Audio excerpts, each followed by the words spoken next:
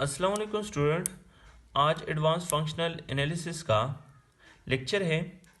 इसमें दो पॉइंट्स है, एक ये पॉइंट से और एक ये पॉइंट से, फिर इसके बाद लेक्चर पे आ जाएंगे। An inner product space is also called pre Hilbert space. एक इनर प्रोडक्ट स्पेस को हम प्री हिल्बर्ट स्पेस भी कहते हैं। इनर प्रोडक्ट स्पेस से क्या मुराद है स्टूडेंट? जैसे कि मीट्रिक स्पेस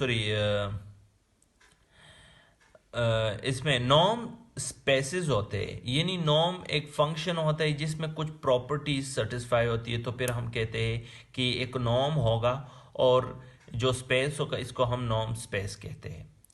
ठीक है, तो इसी तरह इनर प्रोडक्ट स्पेस भी एक फंक्शन होता है और इसमें कुछ कंडीशन सेटिस्फाई होती है। तो जब वो कंडीशन किसी भी फंक्शन में सेटिस्फाई हो जाए तो फिर हम ये कहते हैं कि ये क्या है, एक इनर प्रोडक्ट स्पेस है। लेकिन ये यहाँ पे चूंकि एडवांस फंक्शनल एनालिसिस है, सारी चीज़ें हम डिस्कस नहीं कर सकते, तो बस सिर्फ आप लोगों ने क्या करना है कि इनर प्रोडक्ट स्पेस को हम प्री हिल्बर्ट स्पेस भी कहते हैं। फिर एन इनर प्रोडक्ट स्पेस यानी प्री हिल्बर्ट स्पेस या inner product space x is called Hilbert space if it is complete. अगर एक इनर प्रोडक्ट स्पेस क्या हो, कंप्लीट हो, तो फिर इसको हम क्या कहते हैं, हिल्बर्ट स्पेस कहते हैं। अगर इनर जैसे कि मैट्रिक स्पेस अगर कंप्लीट आ जाए तो इसको हम क्या कहते हैं, या एक कंप्लीट मैट्रिक स्पेस को हम कैसे डिफाइन कर सकते हैं। ठीक है, तो इसी तरह एक इनर प्रोडक्ट स्पेस अगर कंप्लीट हो जाए तो फिर इसको हम क्या कहते हैं, हिल्बर्ट स्पेस कहते हैं। ठीक है, ये डिटेल में जाने की ज़रूरत नहीं है, बस सिर्फ जो कंप्लीट स्पेस होगा इनर प्रोडक्ट स्पेस तो वो क्या होगा, एक हिल्बर्ट स्पेस होगा।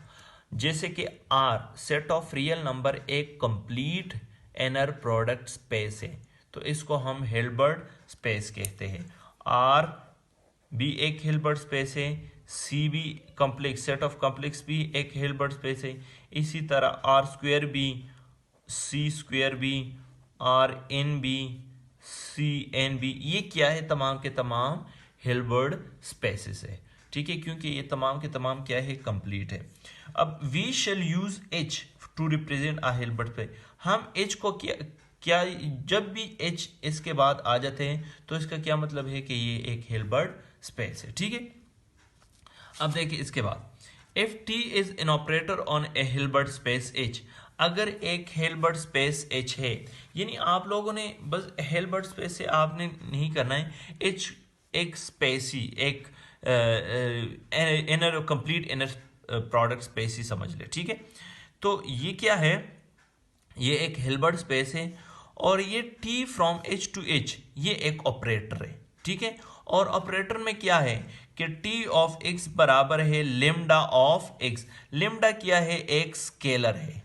ठीक है, यानी अगर हम ऑपरेटर टी को एक वेक्टर दे देते हैं तो वो किसके बराबर आ जाते हैं, मल्टीपल ऑफ स्केलर। यानी स्केलर के साथ इस वेक्टर को जब मल्टीप्लाइड करे कोई स्केलर होगा तो ये दोनों क्या आ जाते हैं, बराबर आ जाते हैं।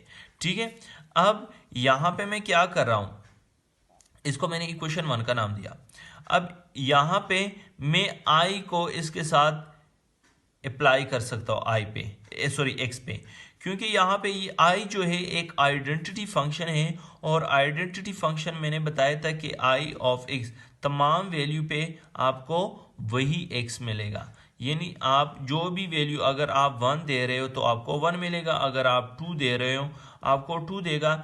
यानी आइडेंटिटी फंक्शन कोई नंबर पे अगर आप अप्लाई करें तो कोई फ़र्क इस नंबर पे नहीं पड़ेगा। 2 पे 2, 1 पे 1, ये मैंने डिटेल में फिजिकल क्लासेस में पढ़ाया था। अब इसके बाद क्या है, इसको इस साइड पे शिफ्ट करें, नेगेटिव हो जाएगा 0। अब यहाँ से इसको हम लिख सकते हैं कि टी माइनस लेमडा ऑफ आई, और एक्स को मैंने इस फॉर्म में लिख दिया।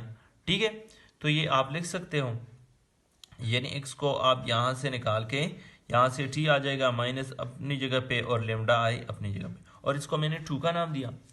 अब क्या है देखिए यहाँ पे, अब ये और ये देखे इसके साथ हमारा काम है। ठीक है, अब then a non-zero vector x such that 1 or 2 is true for some scalar is called eigenvector, and a scalar such that 1 and 2 is true for some non-zero vector x is called an eigenvalue of t.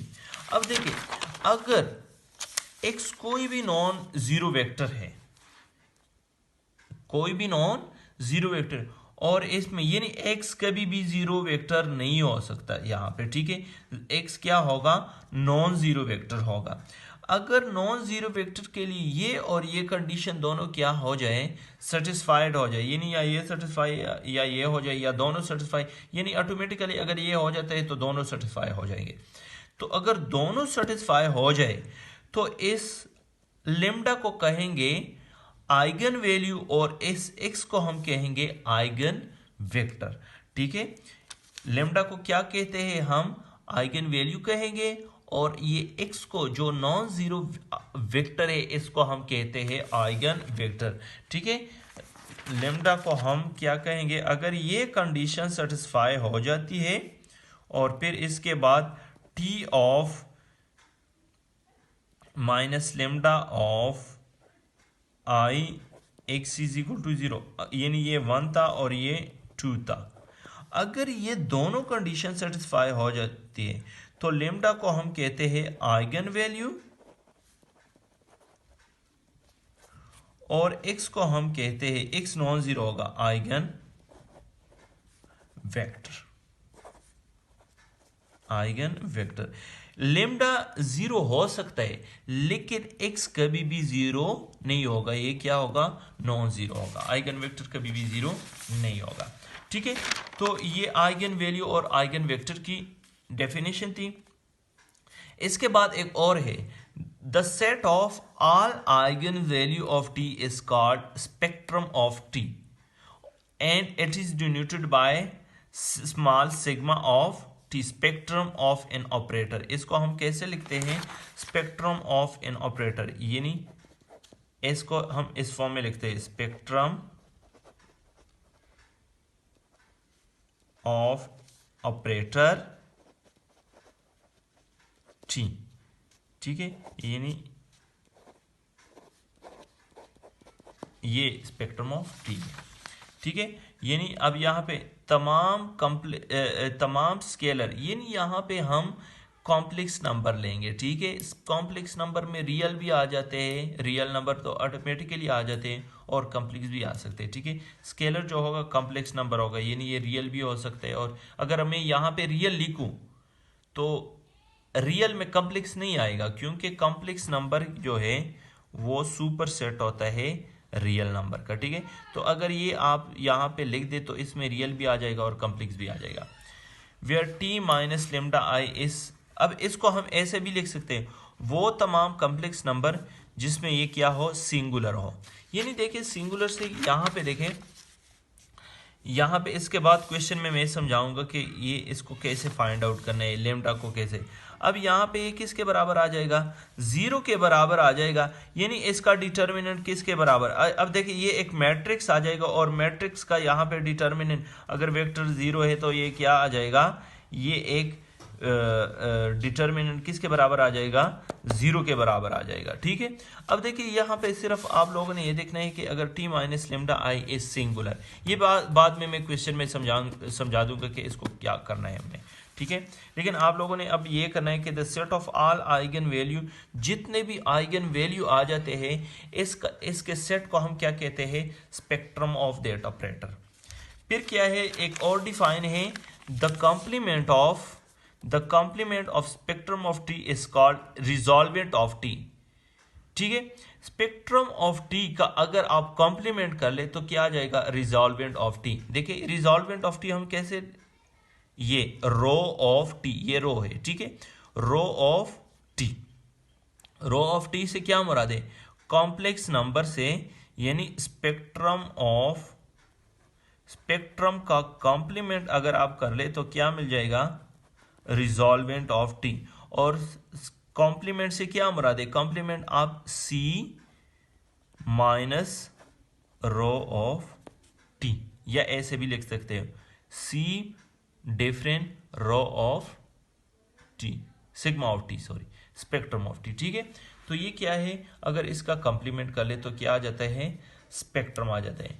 तो student ये सिर्फ define थी, आप इसको पढ़े और इसके बाद में एक एग्जांपल करवा के आप लोगों को समझा दूंगा कि हमने आइगन वैल्यू कैसे फाइंड आउट करनी है, आइगन वेक्टर कैसे फाइंड आउट करना है, स्पेक्ट्रम कैसे फाइंड आउट करना है, और रिजॉल्वेंट ऑफ टी कैसे फाइंड आउट करना है। फॉर एग्जांपल आपके पास एक मैट्रिक्स गिवन होगा, फॉर एग्जांपल ये कि 5 4 1 2, और आपको कहा जाएगा कि find the value, eigen value, find eigen vector, spectrum of T and resolvent of T. इसको हमने कैसे फाइंड आउट करना है, तो ये नेक्स्ट लेक्चर में मैं समझा दूंगा एग्जाम्पल के तौर पे।